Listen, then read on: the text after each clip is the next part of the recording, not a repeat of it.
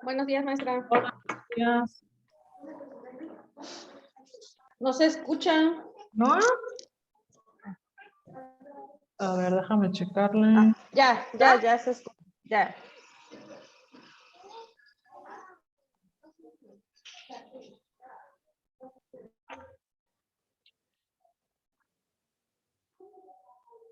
Ujú. A ver, vamos viendo. Buenos días. Hola, buenos días. Buenos días, maestra. Buenos días.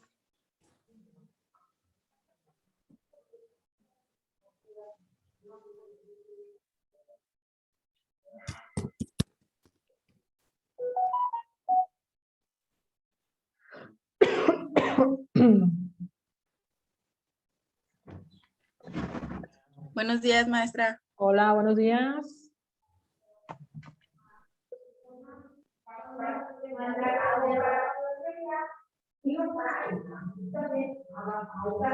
Ahí vamos, chicos. Estamos esperando a los demás. Buenos días, maestra. Buenos días, buenos días.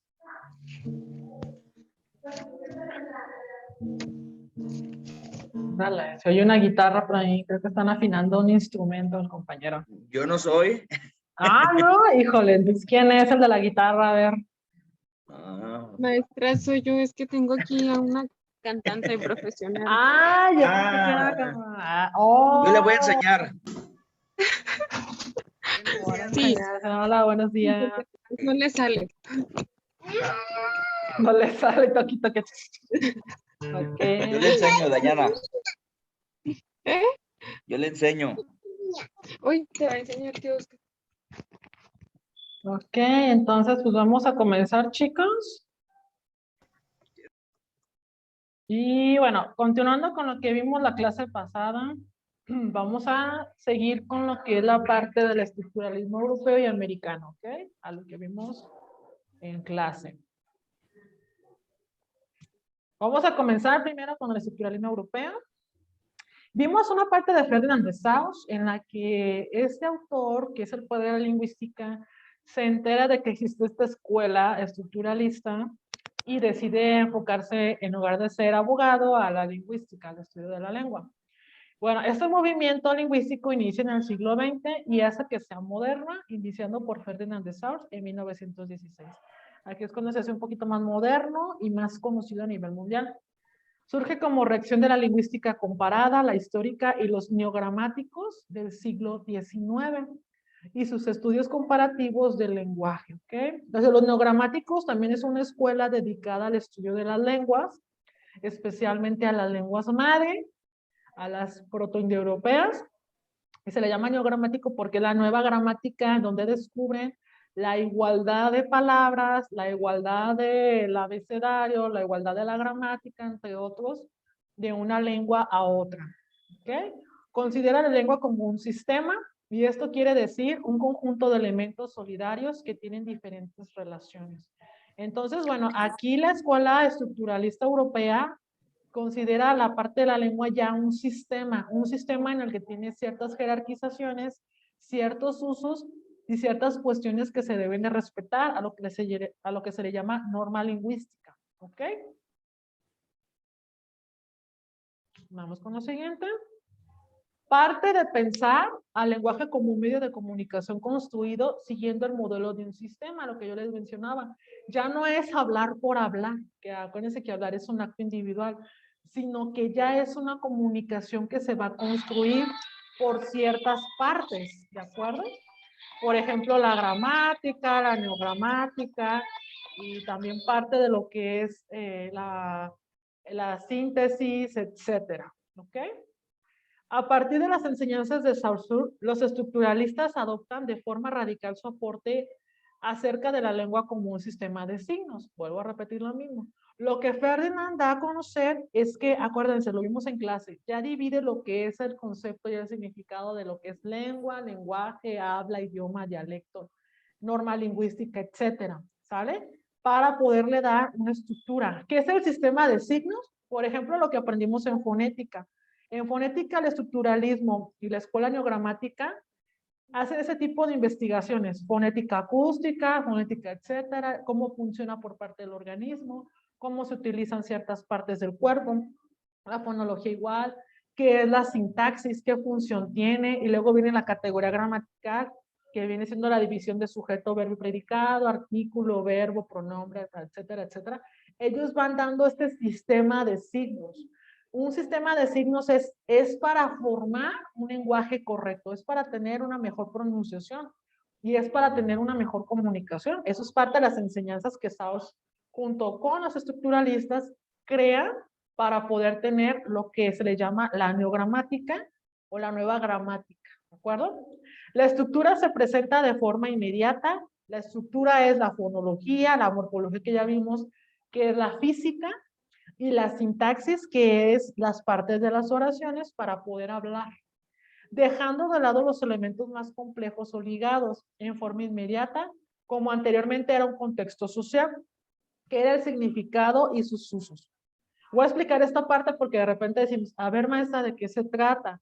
Cuando llega la escuela estructuralista, vuelvo a repetir, le da la forma y le da lo que es el sistema de signos a la fonología, la morfología, la sintaxis, todo lo que vimos en la unidad número 2, sus significados, sus usos y cómo está determinado en las lenguas que ellos investigaban en Europa.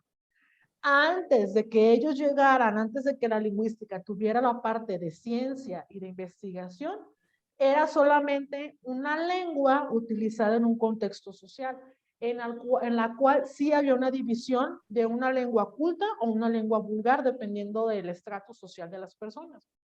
¿Sale? Y dependiendo del estrato social, era el significado que le daban a ciertas palabras. Por ejemplo, si yo fuera del estrato cultural, la palabra va a ser sandalia, la que vamos a utilizar en nuestro lenguaje. Pero si yo estoy en un contexto social bajo, va a ser una lengua vulgar y le voy a decir chancla, ¿sale? Esa es la diferencia que tiene en esta parte. Antes era así, mira, él habla de esta manera, es vulgar, él habla de esta manera, él es culto, pero nunca investigaban a profundidad de qué se trataba cada parte del lenguaje, hasta que llega el estructuralismo y de ahí surge la parte de Ferdinand de Saussure para una mayor investigación, que fue lo que a él le llamó la atención cuando les platiqué acerca de cómo fue que se dio cuenta de que existía una parte de la lingüística, ¿ok? También definen el signo lingüístico como la combinación mental de un concepto y de una imagen acústica. Esta parte es muy importante, lo que nos dice aquí. La imagen acústica no es el sonido material, es la huella psíquica o imagen sensorial, lo que les decía. A ver, un pozole rojo, y lo primero que les llega después de escuchar pozole rojo es la imagen, si ustedes se dan cuenta. Siempre va a ser primero la imagen y después el sabor, el olor y al último el significado de esa palabra. A mí no me importa qué significa, yo me estoy imaginando que es comida, que es esto, que es el otro, ¿sale? Entonces siempre en el signo lingüístico se va a definir por esa combinación mental. Primero llega la imagen de la palabra y después lleva el concepto de dicha imagen, ¿sale? En cuanto al concepto, se trata también de la representación mental de un significado. Depende del contexto social, es el significado que le vas a dar a esa imagen, ¿sale? Si yo estoy, por ejemplo, en Europa y allá la mayoría son manzanas rojas y decimos, vamos por una manzana, obviamente su significado real es una fruta de color rojo. No va a ser una cuadra de casas, no va a ser una manzana amarilla o una manzana verde, va a ser roja, porque es la que comúnmente ellos conocen y le dan el significado de manzana. Así como se lo imaginaran aquella vez que era una fruta roja, así igual era el concepto real de partes europeas. Entonces va a depender siempre el significado. de la palabra al contexto en el que estemos relacionados. Si yo estoy hablando en vamos a decir, en ingenieros, en albañiles, con constructores, la palabra manzana obviamente se va a referir a la construcción de casas, no a la fruta, ¿vale? Pues también esa parte es muy importante. Es una identidad psíquica de dos caras, son dos elementos unidos que se reclaman recíprocamente. No puede existir, por más que querramos, separar la imagen del significado en el que estemos hablando. Va a ser imposible. Por más que yo les diga una palabra, lo primero que llegue es la imagen y después para qué sirve, o dónde lo comí, o qué uso tiene, o en dónde lo vi, etcétera, ¿sale? Esa unión aparece legitimada por la lengua fenómeno social, es decir, por la convención al consenso. ¿Ok? ¿Dudas hasta aquí que tengan? ¿Todo bien? A ver, Raúl, ¿cómo comprendes tú el signo lingüístico? ¿Cómo? Ajá, ¿cómo comprendes el signo lingüístico? Pues es una combinación, o sea, tiene dos caras, por decir, la imagen y el contexto, o el concepto. ¿Qué más? A ver, ¿cómo me lo explicarías? Dayana, se escucha mucho tu teléfono. Perdón. ¿Cómo lo explicarías? A ver, Raúl. Si yo te dijera, ¿qué es el signo lingüístico, maestro? O sea que primeramente es la imagen y después el objeto. No, ¿No? no, fíjate lo que dice Pero- la primera parte. Es una combinación mental de un concepto y de una imagen, no de un objeto. ¿Sale? Entonces de repente se dice un niño o alguien, que es el signo lingüístico, es la combinación de la imagen de una palabra con su significado. Pero el significado va a depender del contexto social en el que te estés desarrollando. ¿Ok? A ver, Jessica, ¿cómo me explicas tú el signo lingüístico?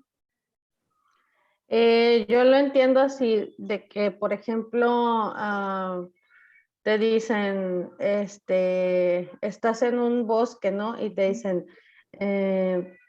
mira un árbol, mira un mango, pues obviamente vas a voltear hacia arriba, ¿no? Hacia donde está o sea, obviamente tú lo imaginas como, pues, en el lugar donde estás, como dice usted.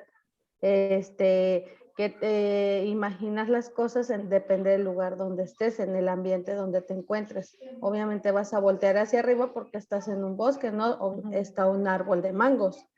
Pero si estás, no sé, en una playa y te dicen unos mangos, pues vas a voltear hacia donde está el señor que vende los mangos. ¿Sí? Así es. Ah, más o menos. A ver, Oscar. Es como imaginar primeramente la imagen del objeto. Por ejemplo, como usted comentaba con el pozole, Ajá.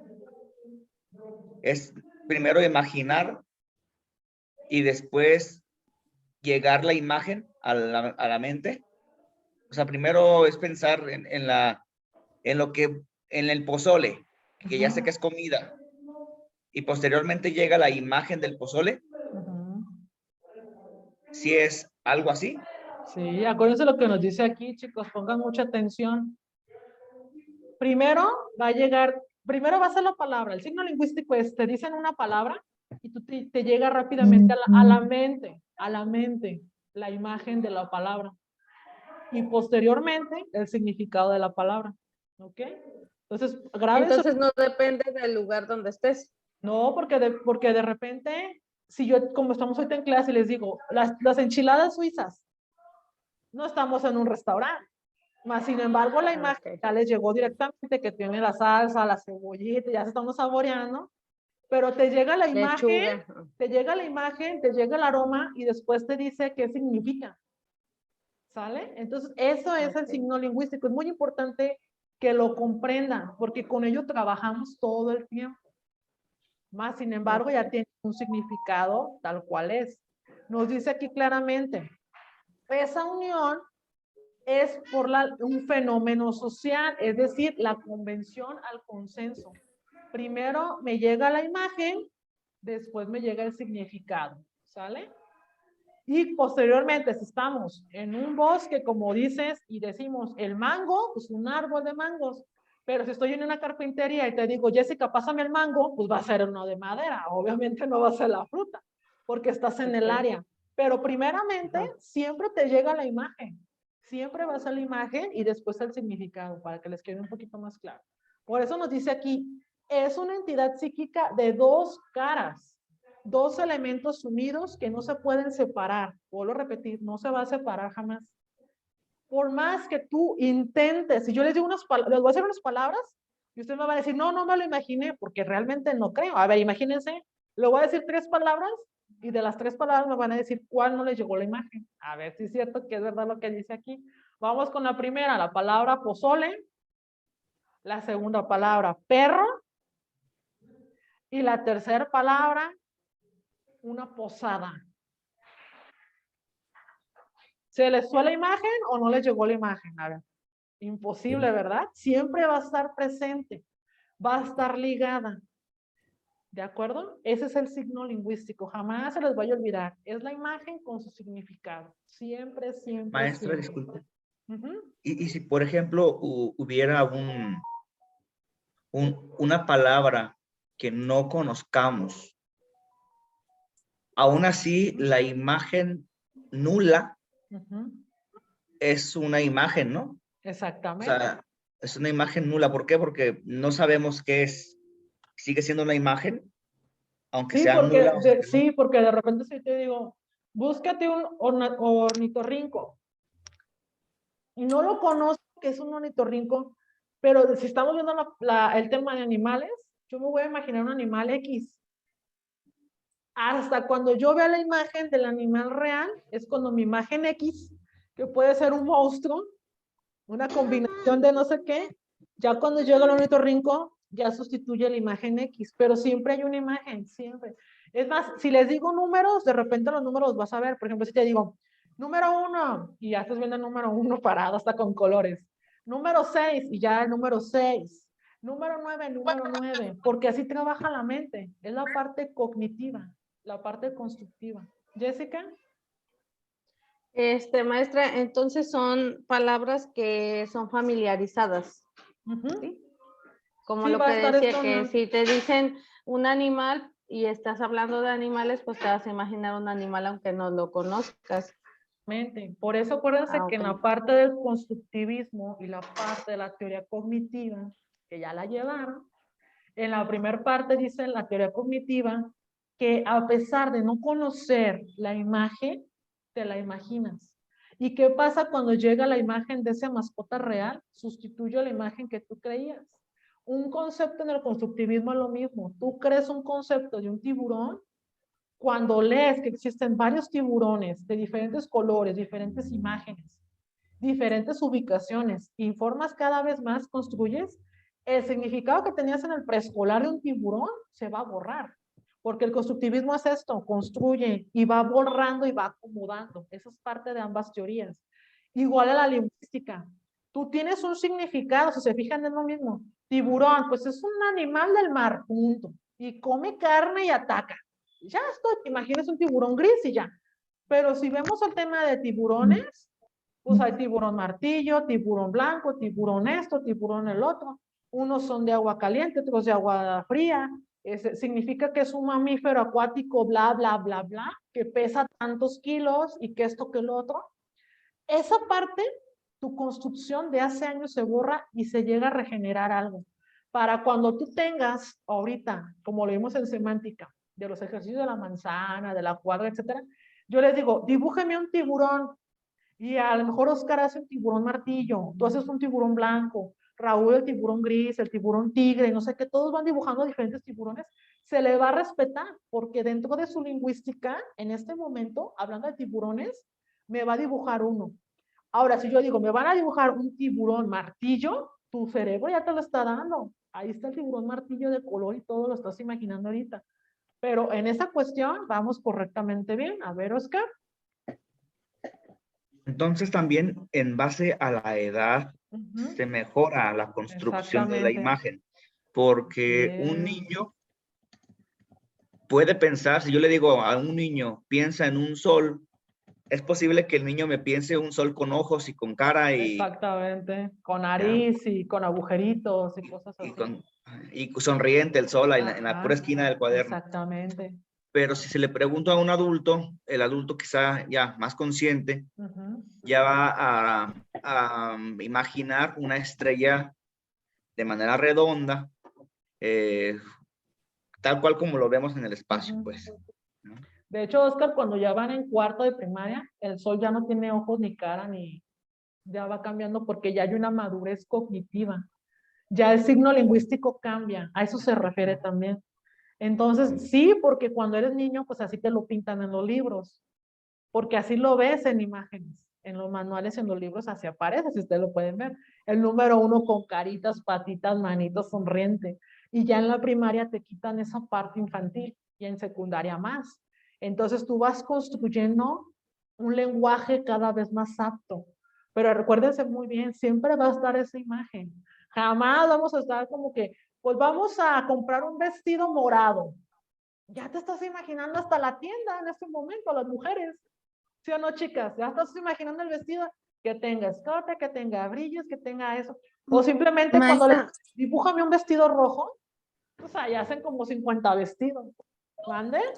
de hecho, sí, yo creo que el signo lingüístico, sí, Ujú. sí es la relación que le das a la palabra que escuchas. No solamente Exactamente. imaginarte en este caso la manzana. Muchas Ujú. veces piensas en el mercado, en el árbol, Ujú. lo socializas o lo relacionas con algo que Así es. te recuerda algo significativo para ti, o en este caso algo que te gusta. Dudo que alguien se imagine una manzana fea. Entonces, Nadie. imaginamos las cosas perfectas o como nos gusta. Exactamente. Entonces, ese es el signo lingüístico. Imagen con significado. Pero siempre llega primero la imagen y después llega el significado. Si ustedes se fijan y le preguntan a un niño, ¿qué es un sol? Te va a decir, pues algo redondo con carita y bolitas de color amarillo. Dibújame un sol, como dice Oscar, pues con carita sonriente o enojado. Me acuerdo que le poníamos como palitos alrededor, rayitas, de que era como la efervescencia, ¿no? Y ya cuando creces, dibujas un sol redondo y ya le difuminas el color, ya no tiene rayitas y palitos, porque ya tu construcción mental ya cambió. Dayana. Maestra, también puede que sea no solamente objetos, también se Ujú. puede decir que es también parte de mensajes, como por Sí, ejemplo también. cuando una canción que no sé, digamos que está sentimental y por el estado de ánimo en el que estás, tú Ujú. lo interpretaste de una forma y te lo estás imaginando de la misma manera. Exactamente. Les voy a decir por qué. Porque hay una fonética, hay una fonología, hay una lengua. Está la lingüística implicada en todo, acuérdense. Lo que yo les decía, la comunicación verbal, que es la lingüística, y la no verbal, que es la de que no llevas habla, también tiene sus significados. Pero siempre, por ejemplo, la imagen, si se fijan, la imagen no me habla, es no verbal, más sin embargo la fusionamos con la verbal, porque es la imagen que ensamblas junto con un significado que tú has escuchado, que tú has leído o que te han comentado. Pero vuelvo con, Ujú. siempre va a estar de la mano, siempre. Donde haya sonidos, donde haya imágenes y donde haya letras, va a estar la lingüística y va a estar el signo lingüístico. ¿Ok? Vamos a continuarle. Creo que ya le Sí. entendieron un poquito más. Ok. Entonces siempre va a estar, aunque digamos que no, va a estar, porque de repente ve mi cara enojada. Uy, amaneció de malas, nos va a gritar, va a exigir, va a aventar la puerta en el salón, se está discutiendo. Oyen hasta el tono de voz enojado, dice, ya valió chicharrones. Entonces todo eso ya es un signo lingüístico, ¿sale? Porque te estás imaginando qué reacción tiene la persona. También es relevante destacar que el Maestra, signo, mande, perdón, también tiene mucho que ver en el estado de ánimo, todo porque tiene que ver, le puedes dar diferentes. Todo, Dayana, lo que estamos Aunque platicando no, ahorita. que todos se imaginan. Todo lo que implique, Dayana, imágenes, sonidos, movimientos, todo es lingüística. Todo es un signo lingüístico. Si yo les digo así, ¿qué significa?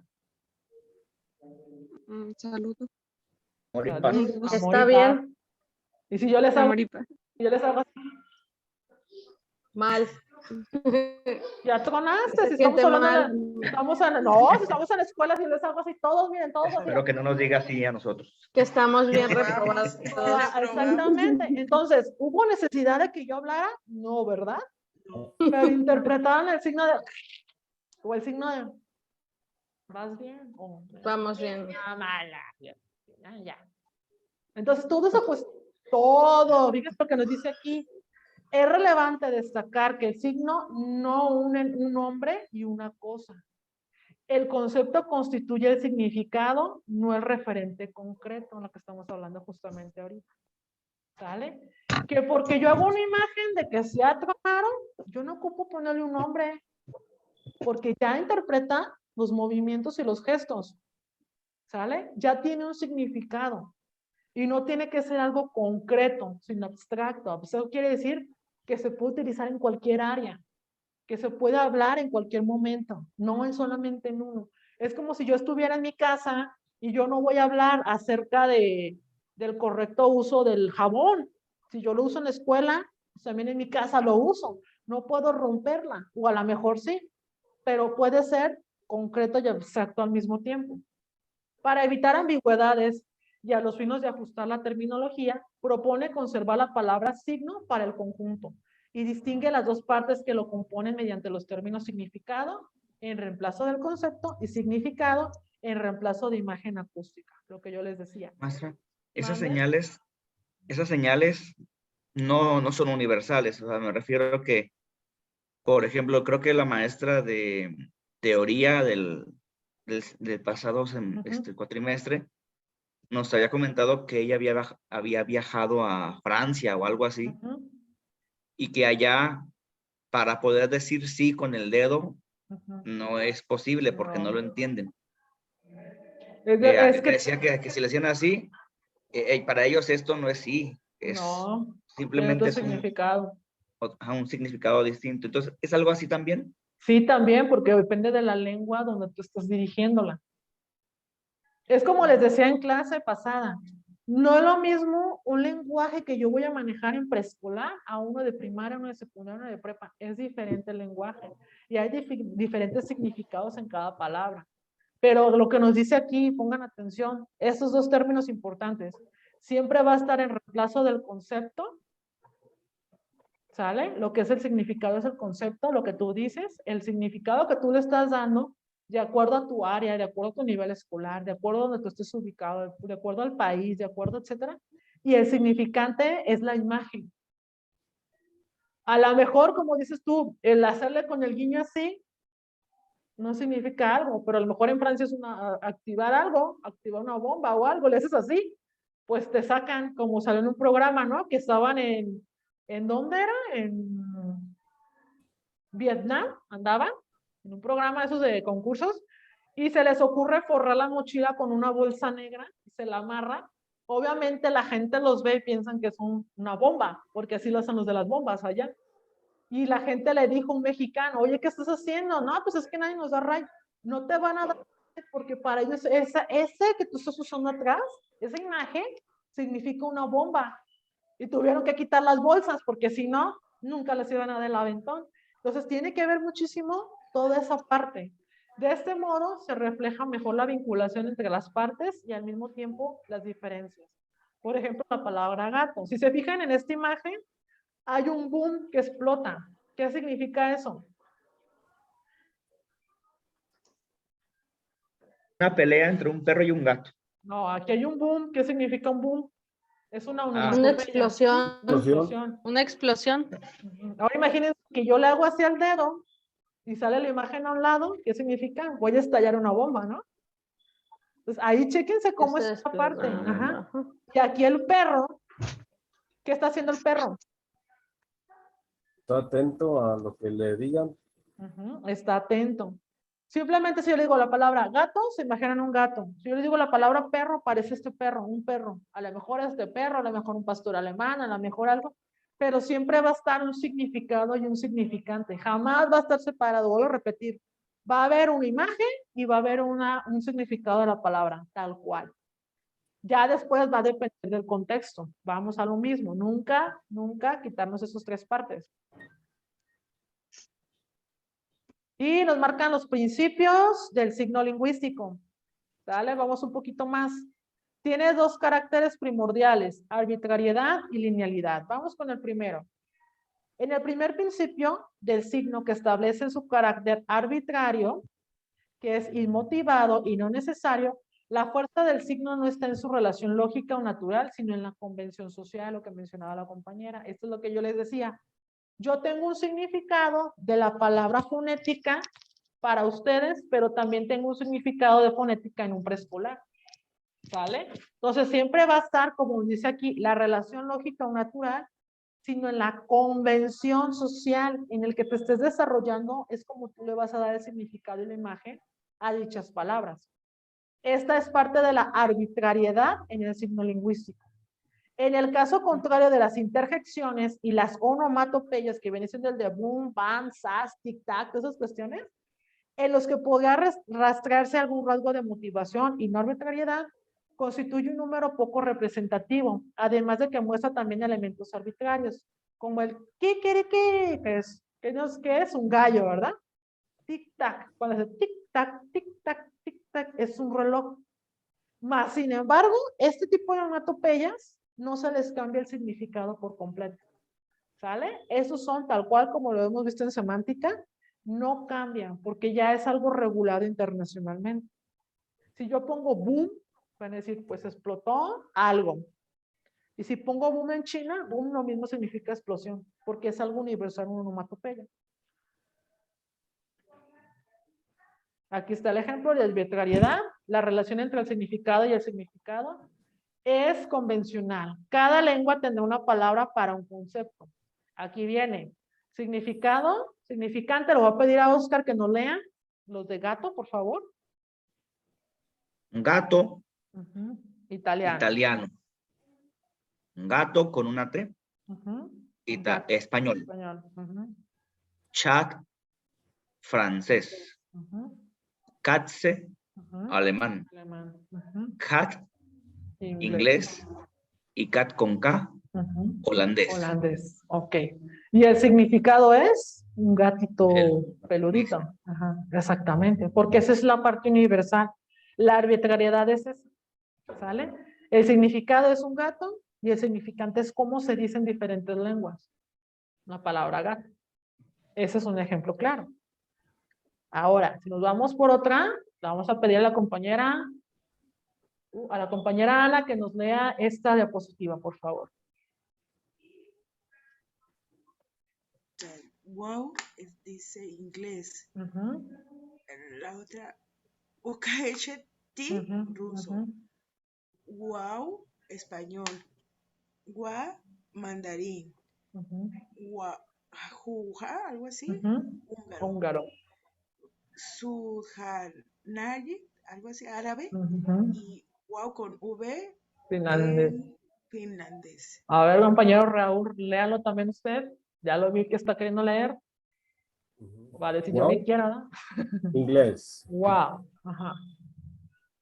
Ukitai, ruso. Y luego, wow, español. Y luego, wa es mandarín. Mandarín, ajá. Guwaga, húngaro. Subganalar, árabe. Ibao, finlandés.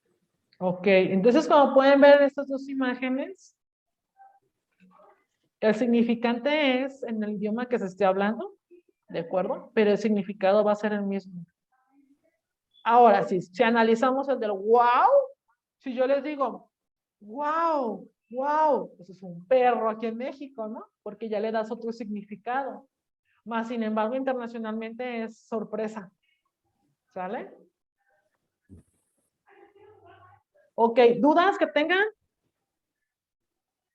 Para que quede un poquito más claro, la linealidad es esta parte de abajo, que son las interjecciones y las onomatopeyas, ¿de acuerdo? Esas no tienen cambio, como dice, es lineal, tiene el significado tal cual, no va a tener más significados, no se pueden modificar. Acuérdense, interjecciones y onomatopeyas. Interjecciones son los signos de interrogación, de pregunta, signos de exclamación, y las onomatopeyas es como dice aquí, kikiriki, tic-tac, toc-toc o sasas, o sea, esas cuestiones no van a cambiar, ¿ok? O sea, maestra, esa no interfiere en las diferentes lenguas, ¿verdad? Exactamente. ¿Dudas? Nada, podemos brincarnos al americano. Ok. Entonces vamos al estructuralismo americano. Acuérdense que primero inicia en Europa, después viene en América por unas investigaciones acerca de algunas lenguas que por ahí mencionaban que existían parecidas a las europeas. Y bueno, en comparación con el europeo, se considera que el estructuralismo norteamericano ha seguido un mecanismo más formalista y mecanicista en el estudio del lenguaje. Los objetivos de los lingüistas norteamericanos eran más limitados y modestos que los de los europeos, puesto que les interesaba especialmente hallar métodos que permitan describir de manera adecuada y precisa una lengua. Por esta razón, se evidencia que el estructuralismo norteamericano avanzó mucho más a análisis morfológico y sintáctico que su contraparte europea. Porque aquí nosotros tenemos una diferencia muy grande en lo que es el análisis morfológico, que viene siendo la categoría gramatical también. ¿Por qué? Porque aquí, como decíamos en la clase, hay algunos que aprendieron a utilizar la palabra escribir en manuscrito, ¿sí? Y luego después les metieron la letra de molde, que es la letra actual. Pero también, en cuanto al análisis morfológico, es qué significado le das tú a una sola palabra, ¿vale? Como el del gato. Gato, pues hay como 4. Oye, pero entonces, ¿tiene que llevar sujeto y predicado? ¿O tiene que nada más con verbo la palabra gato? Entonces, toda esa parte complementa lo que es la funcionalidad de la lengua de América, que es muy diferente y mucho más cansada, mucho más grande que la europea, ¿sale? De repente allá no vas a encontrar artículos ni pronombres que aquí tenemos. Entonces, esta parte de lo que nos dice, hubo mucho más avances porque descubrieron palabras que se fueron utilizando dentro de la lengua que en la parte europea no existe. Continuando, surge primeramente en Estados Unidos durante el siglo XIX y primer cuarto del siglo XX, con las mismas trayectorias del europeo, después de la Primera Guerra Mundial y por dificultades de comunicación científica. Entonces vienen a iniciar, pero como llegan las guerras mundiales, obviamente se suspenden las investigaciones de las lenguas y se vuelve a retomar después de la que se termina la Segunda Guerra Mundial. El estructuralismo norteamericano que aparece en diversas escuelas son de Bloomfield, que ha sido fundamentalmente analítico y descriptivo, lo que llamamos la semana pasada. Acuérdense que Bloomfield se dedicó más a meter las escuelas estructuralistas aquí en América, perdón, y buscaba la parte descriptiva de cada característica de nuestras lenguas, que dónde estás ubicado, cuántos dialectos existen en México, por qué tantas personas hablan ese dialecto, qué tipo de letra utilizas, qué significado le das a esta palabra, y lo empezaron a clasificar artículo, verbo, pronombre, sustantivo, adjetivo, calificativo, adverbios, etcétera, etcétera, etcétera, pronombres, y de repente también tenemos preposiciones y luego preposiciones latinas, que son las griegas. Entonces, ellos empiezan a dividir toda esta parte. Parte de la oración como máxima unidad para ser analizada y crea métodos de gran sutileza científica para poder descomponer sus elementos constituyentes hasta llegar al fonema como unidad mínima e invisible. Acuérdense que el fonema es una sílaba. Entonces él decía, ¿por qué mamá? Y la cortaba y decía, ma. ¿Qué significa ma? No tiene un significado en sí. Bueno, sí tiene un significado porque tiene 2 letras. Tiene una M y tiene una vocal de la A. ¿Sale? De todos modos sigue teniendo un significado. Pero si lo unimos, son 4 letras, 2